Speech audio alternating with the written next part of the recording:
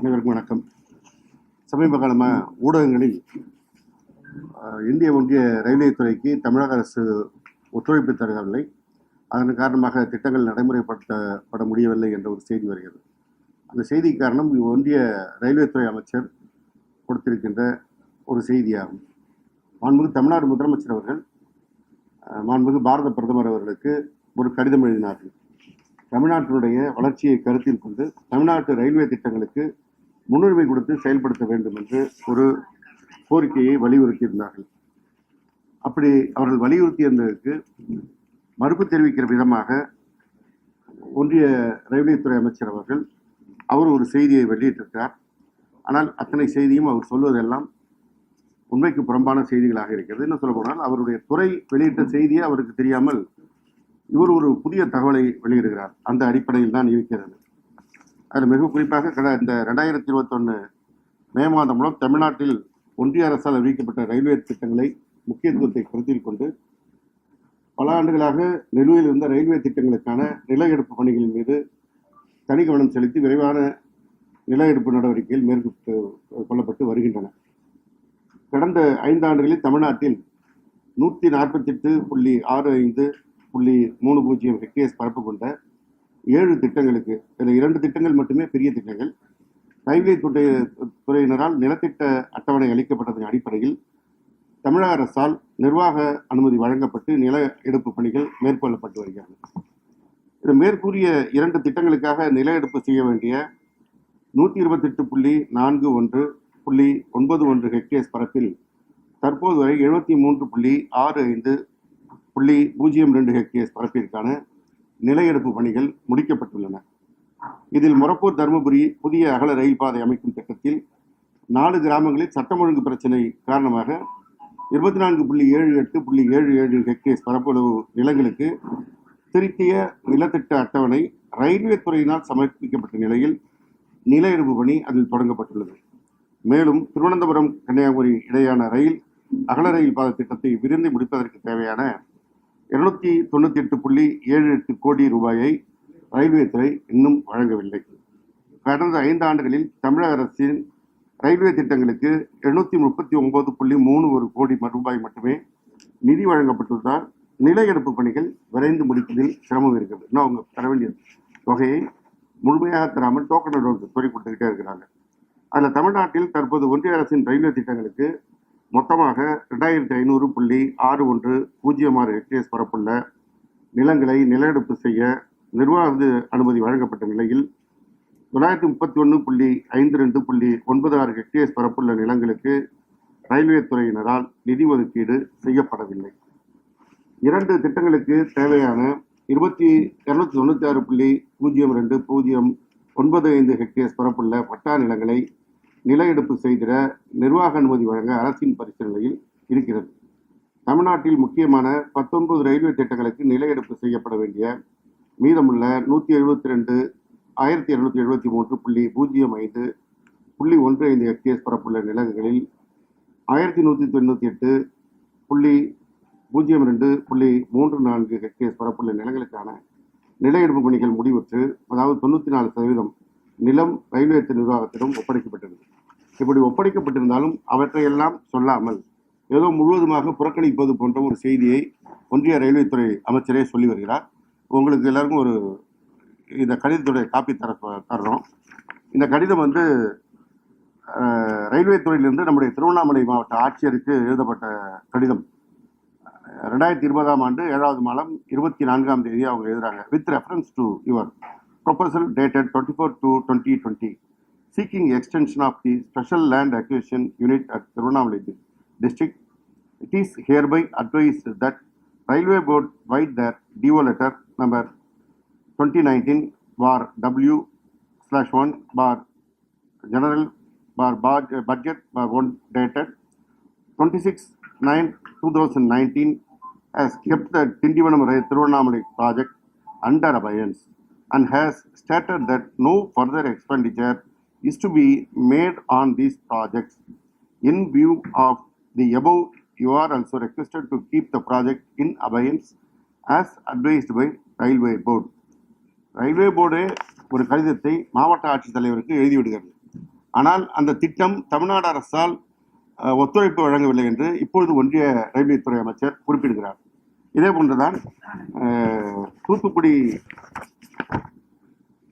மதுரைக்கு இடையான அருப்புக்கோட்டை வழியிலான அந்த திட்டத்தையும் தமிழ்நாடு அரசு கைவிடக் கோரியதாக ஒரு செய்தியை சொல்கிறார். அதற்கான கடிதங்களோ அல்லது வாய்மொழியாக சொன்னார்களோ என்றோ அவர் தெரிவிக்கவில்லை. மொட்டையாக ஒரு செய்தியை மாத்திரம் சொல்லுகிறார். இந்த திட்டத்திற்கான நில எடுப்பு பணிகள் நடைபெற்று ஒரு பக்கம் இருக்கிறது. அதே போன்று தனுஷ்கோடி ரயில்வே திட்டம் குறித்து மாண்புமிகு முதலமைச்சர் அவர்கள் இது திட்டத்தை செயல்படுத்தினால் அந்த பகுதியுடைய எக்காலஜி ஜோனாக இருக்கிறது, அதற்கு பாதிப்பு வரும், எனவே அந்த திட்டத்தை நீங்கள் கைவிட வேண்டும் என்று எழுதிவிட்டார்கள். கைவிட வேண்டும் என்று குறிப்பிட்ட கடிதத்தை எடுத்துக்கொள்ளாமல் அந்த திட்டத்திற்கு ஒத்துழைப்பு வழங்கவில்லை என்ற ஒரு செய்தியும் சொல்கிறார்கள். இப்படி அவர்கள் சொல்கின்ற செய்தி எதுவும் உண்மையான செய்திகளாக இல்லாமல் உண்மைக்கு மாறானவையாக அரசியல் நோக்கத்தோடு சொல்லுகின்ற செய்தியாகவே இருக்கிறது. ஒன்றிய அரசு தொடர்ந்து ஒவ்வொரு துறையிலும் தமிழ்நாடு அரசிற்கு நிதி ஒதுக்கவில்லை என்பது ஆதாரப்பூர்வமாக தொடர்ந்து நம்முடைய மாண்புமிகு தமிழ்நாடு முதலமைச்சர் அவர்கள் எடுத்து வைத்து வருகிறார்கள். அதே போன்றுதான் ரயில்வே துறையிலும் இந்த நிதி நிலை அறிக்கைக்கு பிறகு இந்த நிதிநிலை அறிக்கை தமிழ்நாட்டிற்கு எப்படி பாதகமாக இருக்கிறது என்பதை குறிப்பிடுகின்ற போது ரயில்வே துறை குறித்தும் செய்தி வெளியிட்டு அதற்காக மாண்புமிகு இந்திய பிரதமர் அவர்களுக்கு அந்த ஒரு கடிதத்தையும் எழுதியிருந்தார்கள். ஆனால் அந்த கடிதத்திற்கு ஒரு முறையான பதில் இல்லாமல் இது போன்ற தகவல்களை தொடர்ந்து ஒன்றிய ரயில்வே அமைச்சர் பரப்பி வருகிறார். அதில் என்ன சொல்ல வேணும்னா அவருக்கு ஒரு ட்வீட் போடுறார். அதில் அவர் என்ன சொல்றார், தமிழகத்தின் வளர்ச்சிக்கு இந்திய அரசு முழு ஒத்துழைப்பு அளிப்பதாக உறுதி பூண்டுள்ளது. 2014ஆம் ஆண்டு முதல் மாநிலத்திற்கான பட்ஜெட் ஒதுக்கீடு 8.5 மடங்குக்கும் அதிகமாக அதிகரித்து 2026-27ஆம் ஆண்டில் 7,611 கோடியை எட்டியுள்ளது அப்படிங்கிறார். இந்த 7,661 கோடி ஒதுக்கீடு செய்தியை சொல்றார். எவ்வளவு தொகை விடுவிக்கப்படும்? ஏன்னா மதுரை எய்ம்ஸ் எப்போ அறிவித்தாங்க, அது ஒற்றை செங்கல் புரட்சி நடந்து இன்றைக்கு அதற்கு பிறகுதான் மெல்ல நகர்ந்து கொண்டிருக்கிறது. இது நாம் எல்லாம் பார்த்து வருவது. அதே போல் டிஃபென்ஸ் காரிடார்னு ஒன்று அறிவித்தாங்க. அந்த டிஃபென்ஸ் காரிடார் வந்தால் தமிழகமே பூத்து குலுங்கும், பெரிய வேலை வாய்ப்பு கிடைக்கும் என்று சொன்னாங்க. அது என்ன நிலைமையில் இருக்குது? இதெல்லாம் ஒவ்வொரு முறை அவர்கள் பட்ஜெட் தாக்கல் செய்கிற போதும் அறிவிக்கின்ற திட்டங்கள் 10 ஆண்டுகள் கடந்தாலும் நகர்த்தப்படாமல் இருக்கிறது. தமிழ்நாட்டை பொறுத்தவரை அவர்கள் பாராமுகமாக இருக்கிறார்கள் என்பது எல்லோருக்கும் தெரிந்த செய்தி. என்ன சொல்ல போனால் மாண்புமிகு தமிழ்நாடு முதலமைச்சர் அவர்கள் குறிப்பிட்டதை போல தேர்தல் வருகின்ற பொழுதாவது சில மாநிலங்களுக்கு அவர்கள் நிதி ஒதுக்குகிறார்கள். ஆனால் தமிழ்நாட்டிற்கு தேர்தல் வருகின்ற நேரத்திலும் அவர்களுக்கு நிதி ஒதுக்க மனம் இல்லாமல் இது போன்ற செய்தியை தான் அவர்கள் தெரிவித்து வருகிறார்கள். இந்த அவர் அளித்த ட்விட்டு அதற்கு சொல்லணும்னா, ஒன்றிய ரயில்வே அமைச்சர் தமிழ்நாட்டிற்கு 2014ஆம் ஆண்டு பட்ஜெட்டை ஒப்பிடும்போது 2020 ஆண்டு பட்ஜெட்டில் 8.5 மடங்கு அதிகமாக நிதி ஒதுக்கீடு செய்துள்ளதாக தெரிவித்தது. ஆண்டிற்கான மொத்த ஒதுக்கீட்டை ஒப்பிடும்போது ஏற்புடையதாக இல்லை. மகாராஷ்டிராவிற்கு 23,926 கோடி ரூபாய் ஒதுக்கீடு, உத்தரப்பிரதேசத்திற்கு 20,012 கோடி ரூபாய் ஒதுக்கீடு, குஜராத்திற்கு 17,366 கோடி ரூபாய் ஒதுக்கீடு செய்துள்ள ஒன்றிய அரசு நம்முடைய தமிழ்நாட்டின் பொருளாதார வளர்ச்சிக்கு அதிகமாக, இந்திய ஒன்றியத்தின் பொருளாதார வளர்ச்சிக்கு அதிகமாக பங்களிக்கும் தமிழ்நாட்டிற்கு வெறும் 7,600 கோடி தான் ஒதுக்கீடு இருக்குது. இதுவும் வாய் வார்த்தை தான். இன்றைக்கு ஒன்றிய அளவிலே ஒன்றிய நிதிநிலைக்கு மிகப்பெரிய பங்களிப்பு செய்து வருவது தமிழ்நாட்டுடைய நிதிநிலை தான். அதுவும் இப்பொழுது பெருகி வருகின்ற தொழிற்சாலைகள் இவற்றையெல்லாம் கணக்கில் கொண்டு தமிழ்நாட்டினுடைய ரயில்வே கட்டுமானத்தை இன்னும் சிறப்பாக செய்ய வேண்டும் என்பதுதான் நம்முடைய மாநில அரசினுடைய கோரிக்கை. அதைத்தான் மாண்புமிகு தமிழ்நாடு முதலமைச்சர் அவர்கள் தொடர்ந்து வலியுறுத்தி வருகிறார். ஆனால் இதற்கான நிதியை ஒதுக்காமல் வெறும் வார்த்தைகளை மாத்திரமே செலவிடுவது, அது ஒன்றிய அரசினுடைய பிரதமருக்கு எப்படி வழக்கமோ அதே போன்றுதான் ரயில்வே துறை அமைச்சரும் தொடர்ந்து செயல்பட்டு வருகிறார். இது முழுவதும் எல்லா அவருடைய செய்திகளுக்கும் நாங்கள் முழு டேட்டா வைத்திருக்கிறோம். ஆனால் அவர்கள் இதற்கு பதில் சொல்ல தயாராக இல்லை. போகிற போக்கில் அரசியல் ரீதியாக பேசுகிறது போன்றுதான் அவர்கள் பேசுகிறார்கள். எனவே இந்த நேரத்தில் மீண்டும் சொல்லிக்கொள்வது, ஒன்றிய ரயில்வே துறை அமைச்சருக்கு மாண்புமிகு தமிழ்நாடு முதலமைச்சர் அவர்கள் எழுதியிருக்கின்ற கடிதம், ஒன்றிய பிரதமர் அவர்களுக்கு எழுதியிருக்கின்ற கடிதத்துக்கு நீங்கள் முழுமையாக பதில் சொல்லுங்கள். எங்கே தடங்கள் இருக்கிறதோ அந்த தடங்களை நிவர்த்தி செய்வதற்கு மாண்புமிகு முதலமைச்சர் அவர்கள் தொடர்ந்து நடவடிக்கை எடுத்து வருகிறார்கள். தமிழ்நாட்டை பொறுத்தவரை தமிழ்நாடு அரசு ஒரு காலம் ஒன்றிய அரசு எடுக்கின்ற நடவடிக்கைகளுக்கு இடையிலே நிற்பதே கிடையாது. இன்னும் தமிழ்நாட்டுக்கு நிதி கூடுதலாக தேவை, எங்களுக்கு உரிய பங்கீடு வேண்டும் என்பதுதான் நாங்கள் வலியுறுத்தி வருகிறோம். அதைத்தான் இப்பொழுதும் வலியுறுத்துகிறோம் என்பதுதான் இந்த உங்களுடைய பத்திரிகையாளர் சந்திப்பினுடைய நோக்கம். மீண்டும் மீண்டும் ஒன்றிய ரயில்வே துறை அமைச்சரும் பாரதிய ஜனதா கட்சியினரும் தமிழ்நாட்டின் மீது குற்றம் சுமத்துவதை நிறுத்திவிட்டு புள்ளிவிவரங்களோடு தமிழ்நாடு அரசு வைத்திருக்கின்ற ஆதாரங்களுடையான இந்த கேள்விகளுக்கு பதிலளிக்க முன்வர வேண்டும் என்பதுதான் எங்களுடைய இந்த சந்திப்பின் செய்தி.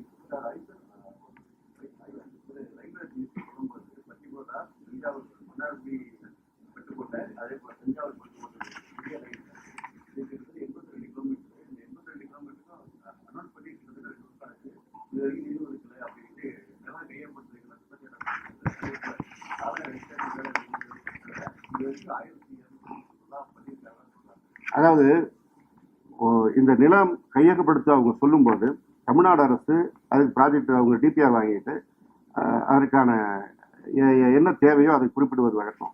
அதற்கு அவர்கள் எந்த நிலத்தை எடுப்பதற்கான தொகையை வழங்க வேண்டும். ஆனால் தொகையை வழங்குவதற்கு அவர்கள் முன்வருவதே கிடையாது. வெறும் தகவலை மாத்திரம் சொல்லிவிட்டு அறிவிப்பு மாத்திரம் சொல்லிவிட்டு அதோடு நிறுத்தி விடுவதுதான் வழக்கமாக இருக்கு.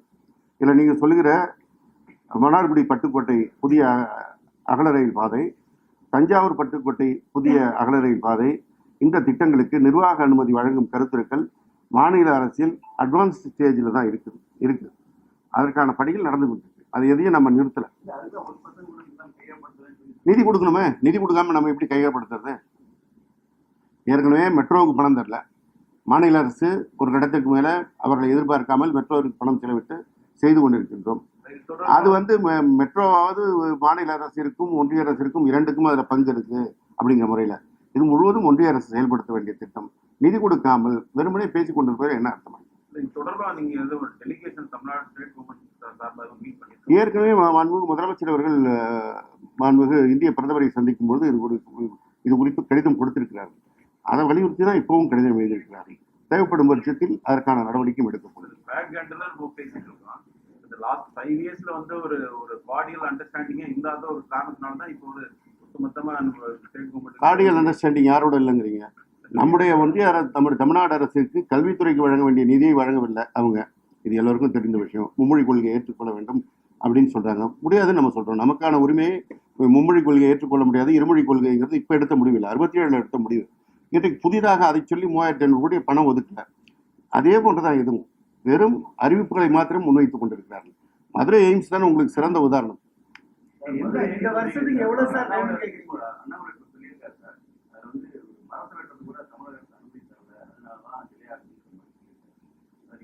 மரத்தை வெட்டுறதுக்குன்னா ஒரு மரம் வெட்டுவதற்கும் ஒரு முழு கட்டிடம் வெட்டுவதற்கும் வித்தியாசம் இல்லைங்களா?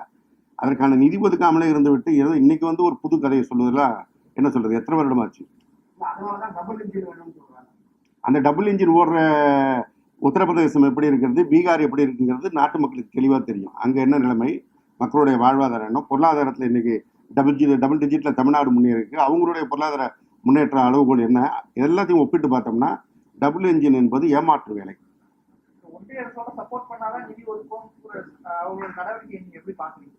இல்லை, அதுதான் இப்படி மிரட்டிய அவருடைய கருத்துக்கு மாறுபட்ட கருத்து கொண்ட யாரும் இருக்கக்கூடாது அரசியல்ங்கிற மாதிரி வராங்க. இது எதேச்சரத்திற்கு தான் வழிவகுக்கும். இதுதான் பாசிசம் நம்ம சொல்றோம். இதைத்தான் அவர்கள் ஒரே நாடு, ஒரே மொழி, ஒரே இனம் என்ற பேர்ல ஒரே கட்சி, ஒரே ஆட்சிங்கிற நோக்கத்துக்கு போவதற்கு தான் இது மாதிரி மிரட்டல்களை விடுக்கிறார்கள். அந்த மிரட்டல்களை தாண்டி நமக்கான நிதி ஆதாரத்தை கொண்டு பல திட்டங்களை நாம் தொடர்ந்து நிறைவேற்றி வருகிறோம். ஆனால் இது முழுமையா ஒன்றிய அரசின் சப்ஜெக்ட். இது அவங்க தான் கொடுக்கணும். அதனாலதான் நம்ம வலியுறுத்தோம். இல்ல அவங்க இதுதான் இல்ல இப்ப நான் சொல்லும் போது சொன்னேன்.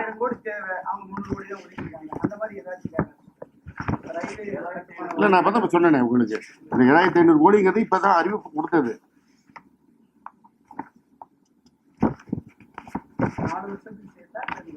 இல்ல இவங்க கரண்ட்டுக்கு இப்ப அறிவிப்பு கொடுத்துருக்காங்க. ஆனால் அவங்க நமக்கு கொடுக்க வேண்டிய பணம்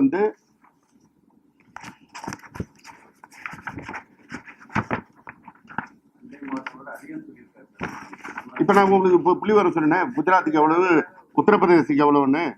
தமிழ்நாட்டில் தற்போது ஒன்றிய அரசின் ரயில்வே திட்டங்களுக்கு மொத்தமாக 2500.61.06 ஹெக்டேர்ஸ் பரப்புள்ள நிலங்கள் நில எடுப்பு செய்ய நிர்வாக அனுமதி வழங்கப்பட்ட நிலையில் 931.52.96 ஹெக்டேர்ஸ் பரப்புள்ள நிலங்களுக்கு ரயில்வே துறையினரால் நிதி ஒதுக்கீடு செய்யப்படவில்லை. 931 ஹெக்டேர்ஸ்க்கு அவங்க நிதி வழங்கலைங்கிறத மிக தெளிவாக நம்ம சொல்லியிருக்கிறோம். தொகை அதுக்கு அரசு ரீதியாக போயிருக்கும். நமக்கு வந்து இப்போ இந்த எவ்வளோ ஹெக்டேர்ஸ்க்கு வழங்கல அப்படிங்கிறது தான்.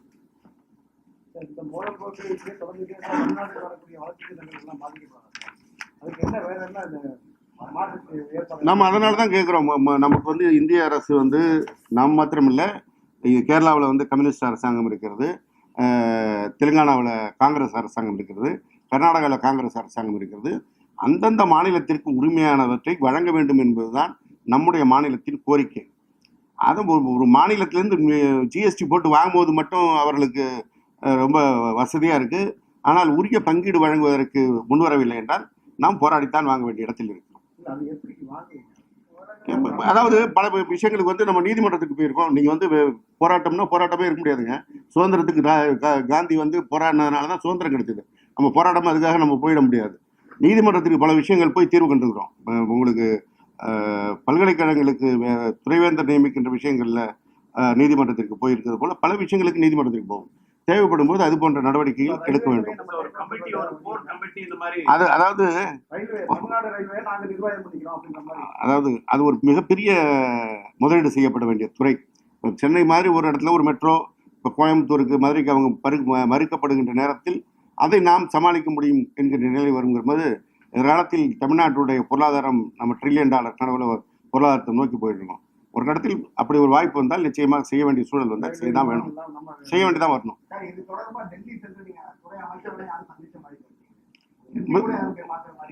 முதலமைச்சரே போயிருக்கிறாங்க. ஒரு முதலமைச்சர் போனது பிறகு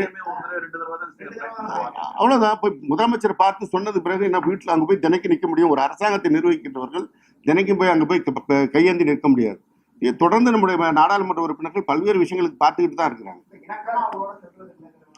இணக்கமான விஷயங்கள்ல இணக்கமாக தான் போயிட்டு இருக்கிறோம். நம்ம ஒரு ஒன்றிய அரசும் மாநில அரசும் சேர்ந்து நடத்துகின்ற திட்டங்களுக்கு அவங்க வரும்போது முறையாக அவர்களை வரவேற்று அந்த விழாவிலே கலந்து கொள்ள செய்து விழாவை சிறப்பித்து அனுப்புகிறோம். அவர்கள் கொடுக்கின்ற திட்டங்களை பல திட்டங்கள் நிறைவேற்றப்பட்டு கொண்டு தான் இருக்கிறது. அதெல்லாம் நம்ம ஒன்றும் தடுத்து நிறுத்தலையே. ஒன்றிய அரசினுடைய நிதி வருகின்ற திட்டங்கள் மாநில அரசால் செயல்படுத்தப்படுகின்ற திட்டங்கள் எதையாவது செயல்படுத்தாமல் நிறுத்தியிருந்தால் அவங்க அதை பெரிய குற்றமாக சொல்லியிருப்பாங்க. அதுபோலலாம் நிறுத்தப்படவில்லை. நமக்கான பங்கு வர வேண்டும், நமக்கான உரிய தமிழ்நாட்டிற்கான அங்கீகாரம் கிடைக்க வேண்டும் தான் நம்முடைய வலியுறுத்தல்.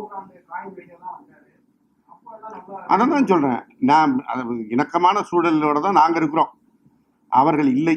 அதுதான் வலியுறுத்துறோம்.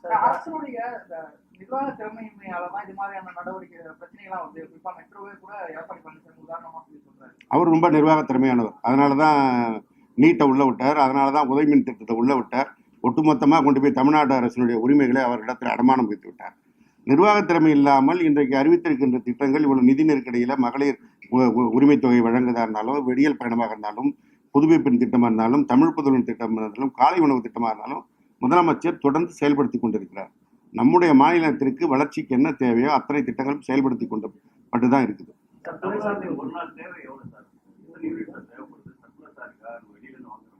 மின்சாரம் நமக்கு தேவையான இது வெளியில வாங்க வேண்டிய சூழல் வருகின்ற சில நாட்களில் வெளில வாங்கிட்டு தான் இருக்கும். தேவையான மின்சாரம் வாங்கப்படுகிறது, மின்வெட்டு இல்லாமல் பராமரிக்கப்படுகிறது. இப்போ நான் இதுக்கு வந்தேன், நான் அந்த டேட்டா இல்லை.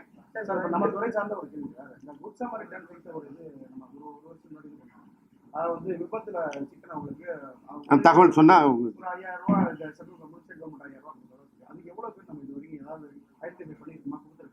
அந்த திட்டம் செயல்படுத்தப்பட்டு தான் வருகிறது என்ற அந்த டேட்டா இல்லை. நான் இன்னைக்கு இந்த சப்ஜெக்ட் வந்தோம், உங்களுக்கு தெரியாது இல்லை, இன்னைக்கு தேர்தல் நெருக்கடியில் ஓடிட்டு இருக்கிறதுனால நான் இந்த சப்ஜெக்ட் தான் நீ பேசுறேன்.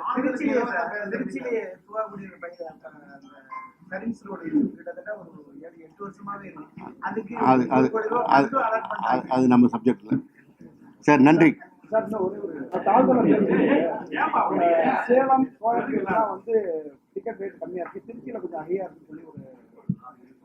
சேலம் எல்லாரும் ஒரே மாதிரி தான் இருக்கும். ஜியோ அப்படி தான் சார். ஜியோ அதாவது ஒவ்வொரு டிஸ்ட்ரிக்ட் ஒரு ஜியோ இருக்கும்.